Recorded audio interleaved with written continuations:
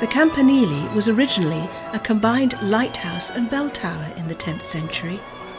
At 99 metres, the campanile is the tallest structure in the city. In 1902, the tower collapsed, with miraculously only one casualty, the caretaker's cat. The basilica and 6 shirts that the caretaker's wife had ironed earlier survived. The tower was rebuilt, where it was and as it was, and at an inauguration banquet in 1912, 6 honoured guests wore the 6 shirts that had been rescued nearly 10 years earlier. Each of the 5 bells in the tower had a distinct function, like starting or finishing the working day, or signalling members to hurry to the council chamber in the Palazzo Ducale.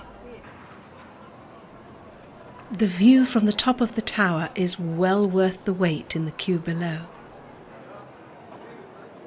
The Republic of Venice rose to become Europe's main trading post between the west and east, and at its height controlled an empire that spread north to the Dolomites and over the sea as far as Cyprus.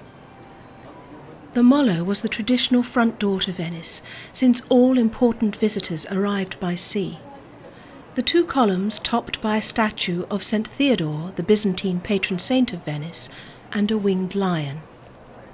There should have been a 3rd column, but it fell off the barge they were being transported on in 1170 and has remained submerged ever since.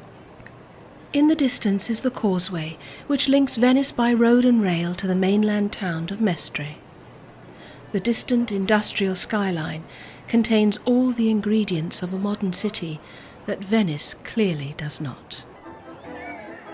The Palazzo Ducale was the Venetian Republic's seat of government and the residence of the Doge.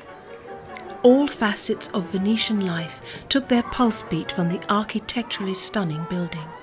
Legend has it that the 2 reddish columns on the upper arcade were stained by the blood of traitors, whose tortured bodies were commonly hung here.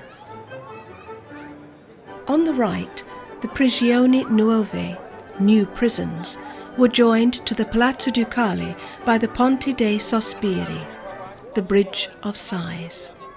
Built in 1600, the bridge takes its popular name from the supposed sighs of the prisoners who shuffled through its corridor.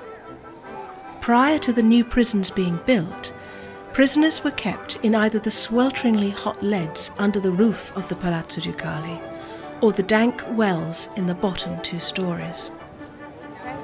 Casanova was imprisoned here, and in 1756 he made a daring escape. He made a hole in the ceiling of his cell and escaped over the rooftops, forced his way into the ducal palace, and then was released in error as a visitor.